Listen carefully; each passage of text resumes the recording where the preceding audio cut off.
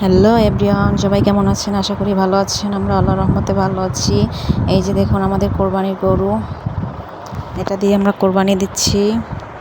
গরুটা মাশাআল্লাহ অনেক সুন্দর, লাল কালারের, দেখতে ভালো লাগে, লাল কালারের গরু।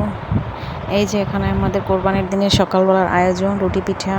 এখানে আটা সেদ্ধ করা হচ্ছে, এটা দিয়ে আমরা রুটি পিঠা বানাই। এই যে বানানো হচ্ছে, অনেক মানুষ একসাথে মিলে আমরা রুটি পিঠা বানাচ্ছি। আসলে কোরবানির দিনে গরুর মাংস, রুটি পিঠা খেতে অনেক ভালো লাগে। আমাদের বরিশালের অঞ্চলের এদিকে সবাই কোরবানির মাংস দিয়ে রুটি পিঠা খায়। আমাদের কাছে অনেক পছন্দের এটা। আমরা প্রতি বছরই গরুর মাংস দিয়ে রুটি পিঠা খাই।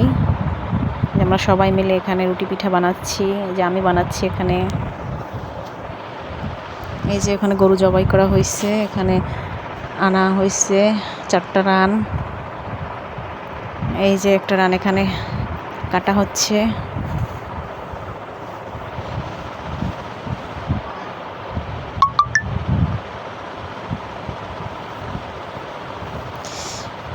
এখানে অনেক মানুষ আছে, সবাই মিলে আর কি কাজ হাতে কাটতেছে।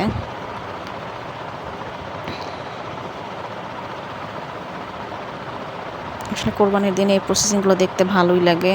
এই যে এখানে অনেক মানুষ সবাই মিলে কাটতেছে,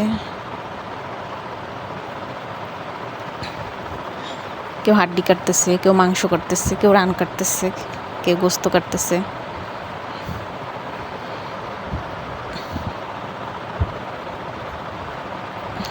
এই বিষয়গুলো আসলে দেখতে খুব ভালো লাগে।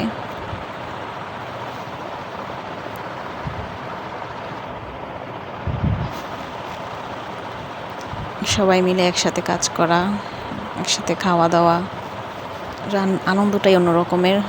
সবাই যত দূরেই থাকি না কেন, ঈদ কোরবানি আসলে বাড়িতে আসা হয়, সবাই একসাথে আনন্দ করা হয়। এই যে বাচ্চাদের মনেও কত আনন্দ, বাচ্চারাও সবাই একসাথে খেলাধুলো করে। এটা তো আসলে সবসময় হয় না ঈদ কোরবানি ছাড়া। এই যে মাংস কাটা হয়ে গেছে সবার, এখন রান্না করাও শেষ, এখন আমরা খাবো। অলরেডি শেষ খাওয়া, এখন আমি খাবো।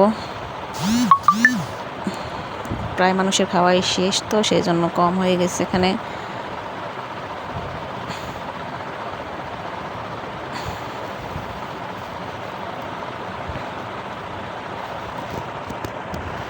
ভিডিওটি ভালো লাগে